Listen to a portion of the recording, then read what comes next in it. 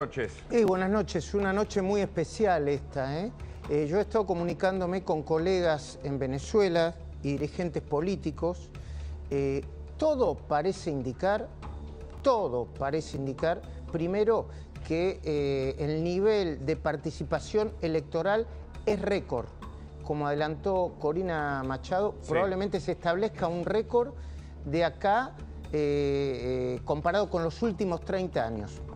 Y también todo parece indicar que efectivamente, según las bocas de urnas de la mayoría de las encuestas, yo te diría, no pagadas por el oficialismo, la oposición estaría ganando con una luz muy parecida a los números que acaban de mostrar. Si ustedes quieren, mostrémoslos de nuevo, sí, porque habría una diferencia de más del 30% entre el candidato de la oposición y Nicolás Maduro. Exacto. Muchísima diferencia. Ahora lo vamos a repasar, esto que se publicó hace un rato nada más, que muestra creo que 35 contra 21. Esa es la diferencia que se está señalando a esta altura, Luis, y es mucho.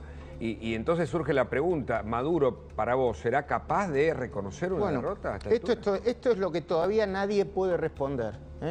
Hay quienes conocen el régimen desde muy adentro y están diciendo que si los números son tan contundentes como parece, Maduro no tendrá más remedio que resistir la derrota. En definitiva, la clave está ahí, ¿no? En la diferencia que pueda llegar a haber en el resultado. Y hay quienes dicen, ahí tenemos, ¿no? Esta es una encuesta de Edison. 65-31. Sí, es la misma encuesta que creo que publicaba el Washington Post. Si ustedes en algún momento navegamos por alguno de los medios extranjeros que tienen datos de boca de urna y encuestas, se va a encontrar con cifras parecidas. 65 Edmundo González Urrutia, 31 Maduro, y después hay una serie de candidatos que tienen todo el 1%.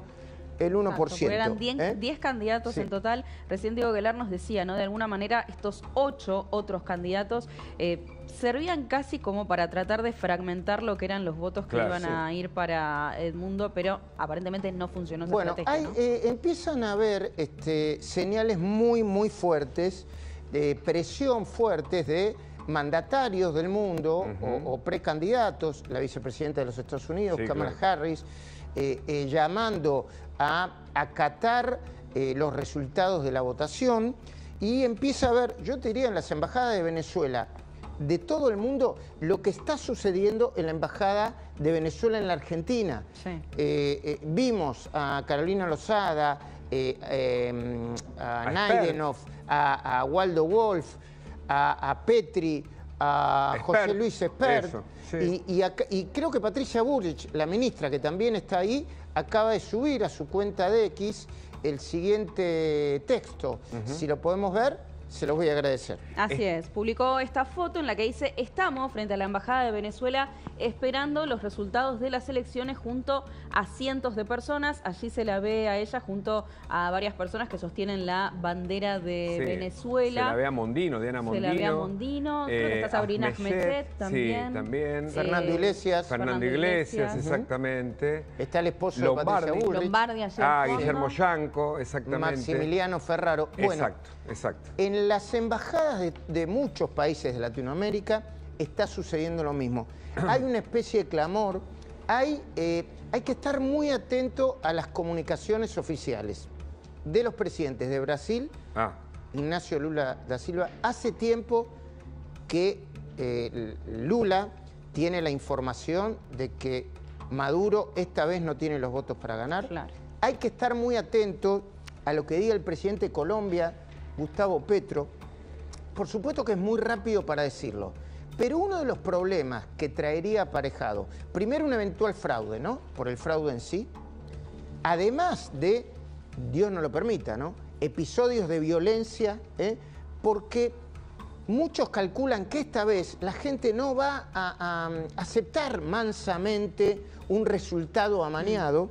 Ya no se aguanta más. Bueno, hay un problema de fondo que abarca a países como Brasil, a países como Colombia, que es la posibilidad de un nuevo éxodo.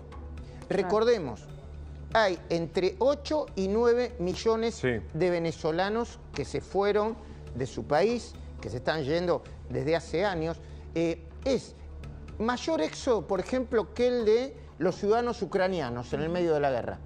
Para poner una comparación. Y acá no hay una guerra, ¿no? Y acá no hay una guerra. Bueno, y se calcula que si finalmente la oposición no gana o si se establece un mecanismo de fraude para evitar que gane, es muy posible que nuevamente 7 millones de venezolanos intenten salir del país.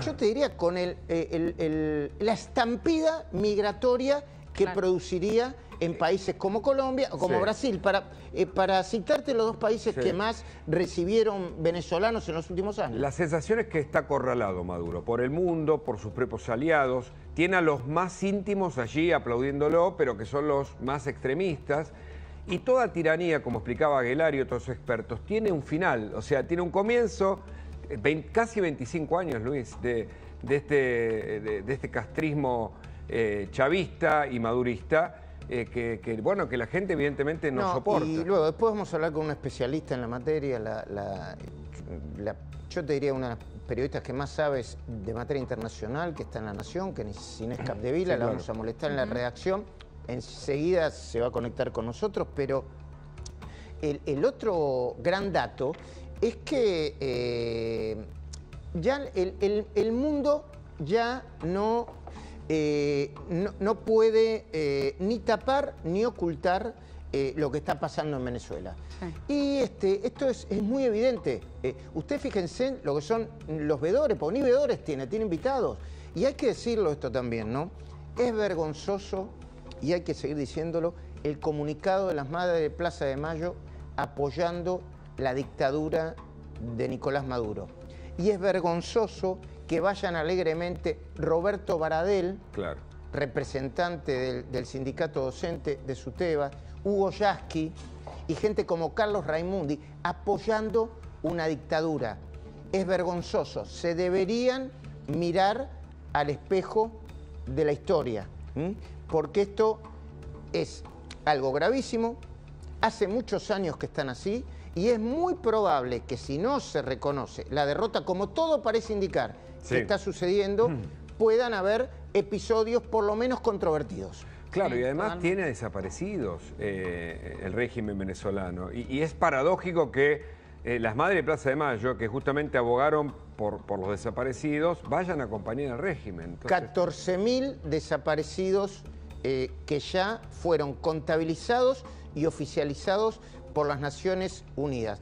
Pero además están las redes sociales. Las redes sociales ya están penetrando en todo el mundo, aún en un régimen con tanta censura y con tanta persecución como Venezuela. Fíjense en este video, compartámoslo por favor. A ver. El dictador de Maduro está llevando adelante un fraude histórico, sin precedentes. Salió a compartir una encuesta de boca de urna en la cual lo da ganador y es totalmente falsa. La empresa que la publica no existe y lo van a ver en este video. Y lo peor de todo es que otros delincuentes, amigos de Maduro, como por ejemplo Evo Morales, salieron a publicar esta encuesta falsa, que de hecho puso los resultados de la boca de urna, ya señalan una gran victoria de la revolución bolivariana. Esto es mentira. Correa de Ecuador también la compartió. Pero miren, esta es la empresa, acá tenemos su página web, pero si vamos a Juiz, que podemos ver cuándo fue creada esta página web, dice que el dominio, o sea el nombre, fue registrado el 10 del 7. Para colmo en su página, el 10 del 7. Para colmo en su página web dice que tienen 25 años de experiencia. O sea, hace tan solo 18 días hicieron el registro de la página web. Esta es una demostración absoluta y contundente de que es todo una mentira y un fraude.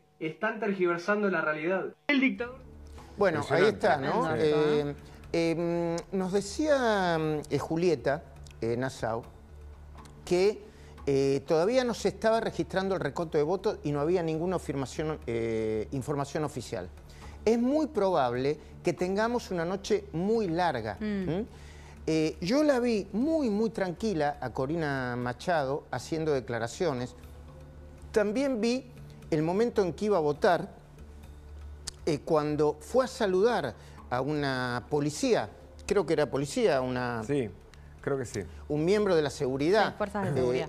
Fuerzas de la Seguridad electoral, y le retiró el saludo. Yo no sé si lo tenés, Matías, eso, pero ponelo porque me pareció una actitud muy, muy fuera de contexto y muy fuera de lugar en el medio de todo. Ahora, fíjense lo que está pasando en la Embajada Argentina en Un clima de euforia y de ¿eh? expectativa que yo no recuerdo, la verdad, en otras elecciones. Tal vez... Mucha gente, ¿no? Sí, sí, y realmente la gente, como si hay, viste, hay una atmósfera, ¿no? Hay una atmósfera que no podemos definir. Evidentemente es una elección distinta, digo, yo no sé si puede haber dos contextos, ¿no? Por un lado los números que evidentemente hablan de que esta vez sí hay una diferencia que tal vez haría que para Maduro sea más difícil no aceptar el resultado. Perdón, Agus, también... no es oficial. Sí, yo las comunicaciones que mantengo con colegas argentinos y de otros países con los que tengo contacto y están ahí, están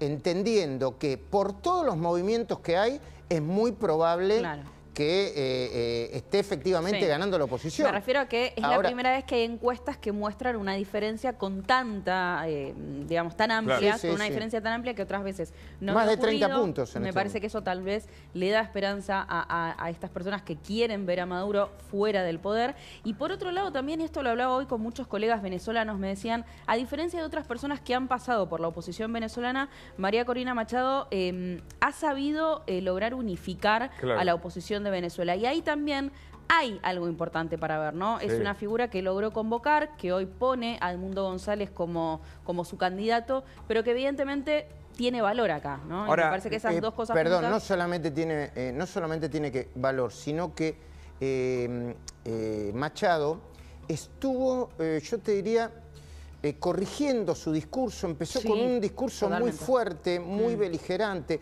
fue estudiando cómo se movía la sociedad y finalmente era la candidata. Totalmente. Impidieron eso. Fíjate que no puede viajar no puede tomar un avión, Corina Machado. Va en moto, bueno, a todos lados. Y aún así ha logrado amalgamar el deseo de quitar a esta dictadura, que ya lleva 25 años en Venezuela. Ahora, hay un hartazgo que se nota en la calle también, ¿no? ¿Y cómo impacta esto para vos en la región? Porque, a ver, los regímenes sostenidos por Rusia, por China, por Irán, por Venezuela, por Nicaragua, para mí por Cuba, para mí el gran dato de los últimos días es que Brasil pareció soltarle la mano, Lula, que el propio presidente de Colombia pareció soltarle la mano, que el hecho de que desinvitara al expresidente Alberto Fernández como veedor es un dato de que están cada vez más cerrados y que yo te diría que no aceptan la más mínima disidencia, y es también el dato preocupante, porque también puede salir, así como decimos esto, también puede salir Diosdado Cabello con un papelito diciendo ganamos, no sé, 39-38 y se acabó la fiesta. Y ahí habría que ver qué es lo que pasa y cuáles son las reacciones, ¿no? De hecho, abonando esto que vos decís, Luis, que tiene que ver con el aceptar disidencias o no, Alberto Fernández lo que plantea cuando postea este tuit es que a él lo que le dicen desde el gobierno venezolano es que escucharon una nota en la que él dice que apoya a Lula y que por eso creen desde el gobierno que no va a poder ser imparcial frente a las elecciones, ¿no? Y habla de esto que vos estás diciendo. No se acepta ninguna disidencia en este momento, ¿no? Y digo, es Alberto Fernández, que sabemos el vínculo que venía teniendo con Nicolás Maduro en los últimos años. Sí, es como que hay una época que se está terminando, me parece, como pasa con casi todos. No, yo te diría, Hugo, que acá hay que ser muy prudentes, Yo recomendaría, antes de hablar con Inés, que releyamos la nota que hoy escribió Inés, porque hay varios escenarios acá, Un escenario es un eventual triunfo de la oposición.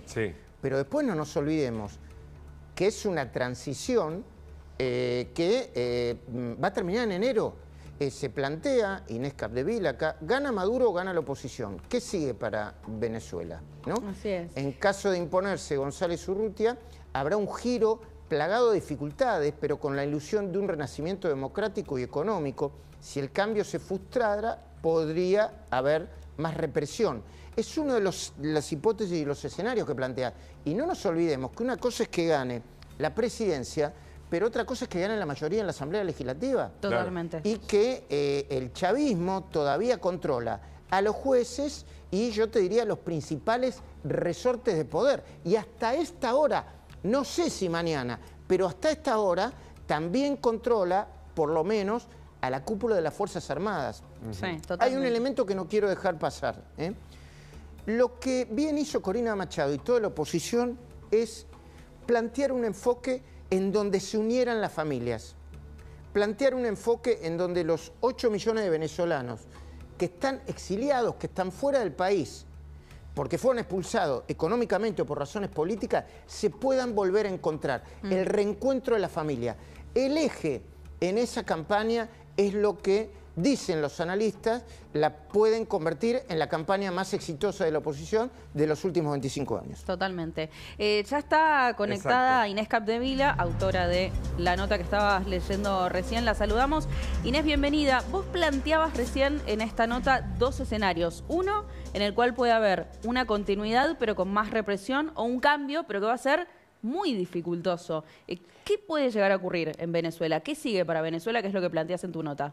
Bueno, vamos a la posibilidad de que, como muestran las encuestas, sobre todo las encuestas independientes, triunfe la oposición y lo haga con un margen rotundo. En ese caso, para el chavismo le sería muy difícil de no reconocer la derrota. ¿Y qué le seguiría? Por supuesto, le seguiría una transición de 160 días. Recién lo decía Luis, el 10 de enero recién asume el próximo presidente. Por lo tanto, hay un montón de tiempo para que el chavismo, que controla todos los resortes del poder fáctico y del poder más oculto, que es el de los grupos ilegales, el narcotráfico, el tráfico, la trata de personas, los grupos guerrilleros en la frontera con Colombia. Esos grupos del poder fáctico y el poder más oculto pueden empezar a bloquearle esa transición a la oposición. ¿Cómo? Hay ejemplos en la región que muestran muy similares a lo que podría llegar a pasar en Venezuela. Guatemala ganó la oposición, un batacazo, y en los siguientes 5 meses, desde agosto del año pasado hasta enero de este año, hicieron prácticamente la vida imposible a Bernardo Arévalo, hasta que se plantó a Estados Unidos y le dijo, Arévalo asume.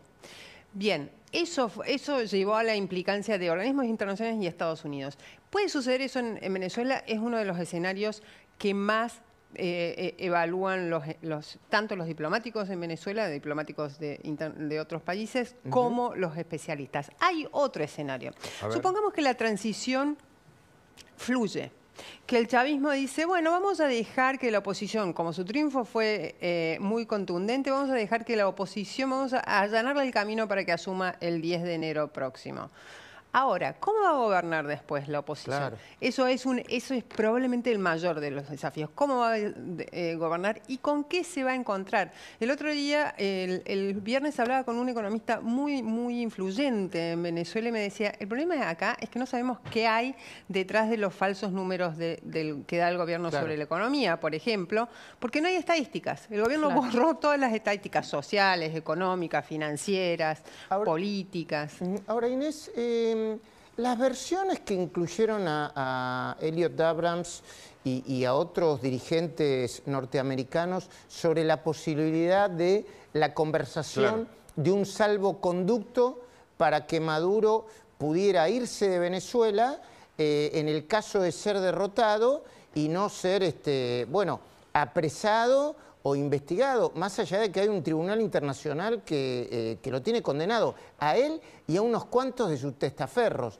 ¿Qué posibilidad hay de que esto suceda? Mira, las posibilidades existen como en este caso de Venezuela, en que todo está tan abierto, todo es tan incierto. Este es el momento, probablemente te diga, domingo de julio de 2024 sea la hora más incierta de Venezuela en su historia reciente. Es una de las posibilidades. Y acá es muy interesante. Vos mencionás a Elliot Abrams. Elliot Abrams era un enviado de Donald Trump para la región, un funcionario, un diplomático muy conectado y que tiene información bastante verosímil. Hace 3 o 4 semanas Estados Unidos y el gobierno de Maduro retomaron un diálogo que se había quebrado hacía unos meses cuando Maduro empezó, como siempre hace, a boicotear el acuerdo de Barbados que había firmado con varios países.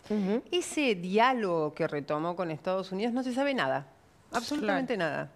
Habitualmente es un diálogo que es público, que alguno de los dos gobiernos se encarga de proporcionar información sobre qué gira, qué se está negociando. Acá no absolutamente se secreto. Absolutamente secreto. Ahí es probable que haya una negociación. Ahora, ¿qué tipo de negociación? Otro de los escenarios que yo menciono en esa nota es de una dictadura amable. ¿Y qué quiere decir esto? Sí. No, ¿me esperas un segundito que nos está llamando Carla Ricciotti desde afuera, desde la Embajada Venezolana? Carla, buenas noches. ¿Qué tal, Luis? Buenas noches. Así es, aquí estamos en la embajada y escuchá el bullicio que hay, La verdad que ya acá lo están viviendo como una fiesta. Bocinazos, gente que tocan, ¿se acuerdan de las bubucelas? Bueno, están a full también con las bubucelas, las motos que aceleran, que pasan acá. Les vamos a tratar de mostrar un poquito también lo que es el tránsito, porque realmente es una zona en la que se ha congestionado todo y es muy caótica, pero la verdad que la expectativa es mucha. Hay un cordón policial que está tratando de resguardar a las personas que han venido aquí a la puerta de la embajada. Recordemos que estamos en Luis María Campos y Ravignani. Sí. Y que está resguardando, como les decía, a la gente para que no baje demasiado el cordón. Pero es mucha la gente que hay. Y las veredas, la verdad que son angostitas. Pero vos escuchás como los bocinazos no paran. Y así son taxis, autos particulares, motos, muchos que pasan obviamente con la bandera de Venezuela. En la vereda de enfrente también hay muchos manifestantes que no entran a este lugar y entonces se quedan de la vereda de enfrente, también resguardados por un cordón policial. Y yo la verdad que estoy hablando a los gritos porque el ruido me supera. La algarabía en cuanto a la expectativa, Luis, ¿no? De que conocer pronto. La verdad que es impresionante. Y es conmovedor también cuando vemos que pasan los colectivos y a manera de empatía, de solidaridad, tocan las bocinas también. Pasó también antes un camión de bomberos, hizo sonar la sirena cuando pasaba por este lugar. Bueno, todos festejando, todos esperando que esta vez se dé, que esta vez puedan obtener el resultado que están buscando. Digo eso porque sabemos el resultado que están buscando las personas que están acá, que finalmente cambie la historia y se terminen con estos 25 años de Maduro y de del gobierno chavista allí en Venezuela, ¿no? Claro, Carlita, porque bueno, esto es otro de las grandes preguntas, ¿no? Agustina, Hugo, Inés. Porque supongamos que en Venezuela se esté viviendo lo mismo, o supongamos que efectivamente lo que marcan las encuestas independientes confirmen un amplio triunfo.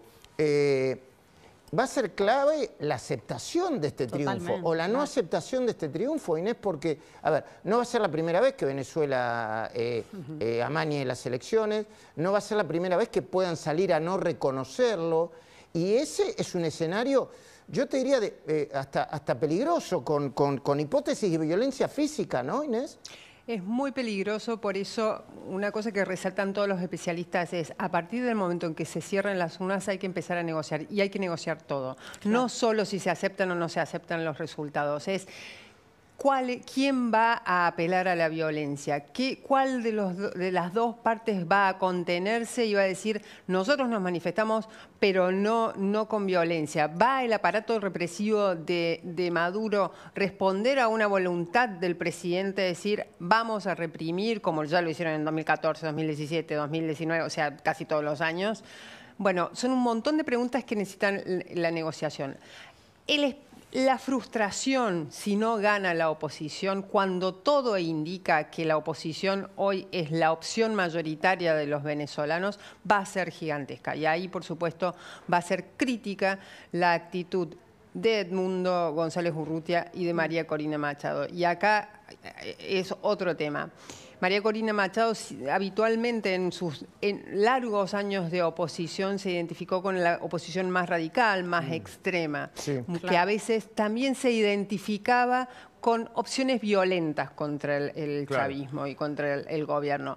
Bueno, ¿va a prevalecer esa mirada, va a prevalecer esa actitud o va a haber una actitud de decir manifestación pero pacífica? Inés, ¿imaginás una noche con hechos de violencia en Venezuela, con el recuento? Mira, hoy ya me sorprende una cosa, Hugo, que es que no hubo mayores incidentes durante la jornada de votación, hubo colas largas, demoras, algún tipo de desperfecto, pero no se presentaron muchos incidentes. Eso es una buena señal, para empezar. Sí. Ahora, el tema es ahora, ¿no? Me parece. Ahora empieza. Ahora Estas horas inciertas van a ser muy inciertas porque además la ansiedad de todo el mundo a ustedes les debe estar pasando. La pregunta de qué va a suceder en Venezuela, no hay nadie que no la haga. El mundo está claro, cuando se empiecen a conocer los resultados, ahí obviamente va a estar, ahí es cuando se va a generar realmente el pico de tensión. Lo que sucede, Inés, que vos lo debés saber más que nosotros a esta altura. A ver, el Departamento de Estado debe tener ya sus resultados, ¿no? Un gobierno tan preocupado por el impacto que puede tener el nuevo exilio masivo de venezolanos, como el de Brasil o como el de Colombia, deben tener ya su resultado, independientemente de lo que diga cualquiera, ¿no? Y yo supongo que deben ejercer presión, en todo caso, seguro, aunque no sé hasta qué nivel pueden ejercer presión, ¿no? No, seguro. O sea, es mucho lo que ocurre ante los ojos de todo el mundo, de los venezolanos de la región y del resto del mundo, y es mucho también lo que ocurre fuera de la mirada internacional y pública. Eso que ocurre, y vos mencionaste, son lo que ocurre entre el chavismo, Maduro y esos tres países críticos. Colombia comparte la mayor frontera con Venezuela, además es receptor de más de 2 millones de venezolanos que emprendieron el éxodo. Brasil, además del mayor aliado regional de Maduro, Lula, también comparte una frontera gigantesca, tiene algo así como 400.000 venezolanos viviendo allí. Y Estados Unidos, más en un año electoral, donde el tema central es la inmigración, está completamente pendiente de lo que sucede en Venezuela, porque hoy Venezuela es el país que mayor emisor de migrantes de América Latina hacia Estados Unidos. Algunos datos de Venezuela indican que grupos motorizados salieron a ocupar las calles en Caracas. ¿Ahora mismo? Ahora mismo. Por eso, sí, eso ya estaba ocurriendo desde la tarde. Son los clásicos colectivos, son grupos que apelan muy fácilmente a la violencia. También la oposición está preparada por esto. Todos estos escenarios que nosotros estamos en este momento enumerando ya han sido, digamos, evaluados y proyectados por la oposición. La oposición, después de 25 años del chavismo, así como el chavismo tiene todo un manual de mañas y trampas, la oposición también aprendió mucho a confrontar con el chavismo. Vamos a esta información urgente, hablando de lo que anticipaba Hugo Machiavelli.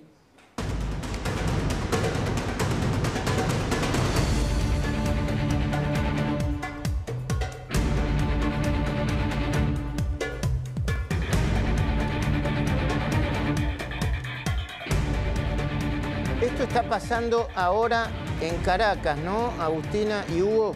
Exacto, grupos motorizados, son manifestantes armados que aparentemente están circulando por las calles, ocupando el espacio público, atemorizando a la gente en el recuento de las elecciones. Bueno, está entrando al estudio Carlos Rucauf, después lo vamos a sumar porque me parece que son momentos claves y va a ser muy interesante tener su mirada. Pero al mismo tiempo hay que estar muy atento para lo que hagan países aliados de Maduro hoy, como Rusia, Nicaragua, Cuba, y no sé cuál es la posición, o por lo menos no tengo en claro y en detalle cuál es la posición de China, Inés Capdevila, que también debe querer incidir en esto, ¿no? Te diría que acá el actor central, fuera de América Latina, por supuesto Cuba y Nicaragua son los mayores aliados estratégicos. Dentro de lo que estratégico que pueden ser Nicaragua y Cuba hoy, es Rusia. Rusia es determinante, al punto de que, no sé si recuerdan, 30 de abril de 2019, el intento de golpe de Estado contra Maduro, que llegaba desde Colombia, en el momento en que Guaidó era el presidente encargado, digamos, presidente de Venezuela. Bien, en ese momento hay, digamos, no hay tantas evidencias, pero una de las versiones es que Maduro iba a renunciar, pero Rusia lo detuvo. El gobierno de Putin le dijo, no, seguía ahí. ¿Por qué? Porque es el mayor aliado, es donde Rusia hace pie. Alberto Fernández quiso decirle alguna vez a Putin, nosotros queremos ser la puerta de entrada de América Latina. La puerta de entrada de América Latina para Rusia es Venezuela. Otra información urgente, Hugo. Exacto, habla Corina Machado y Edmundo González. Cívicamente en vigilia. hemos luchado todos estos años para este día y estos son los minutos cruciales, las horas decisivas. Necesitamos que todos los venezolanos estén en su centro de votación acompañando a los miembros de mesa y a los testigos que conocen muy bien cuál es su tarea y cuáles son sus derechos. En el momento que llegan las 6 de la tarde y no hay cola, como ya ha ocurrido, se cierran los centros. Ya estamos recibiendo actas. Y las estamos totalizando una por una.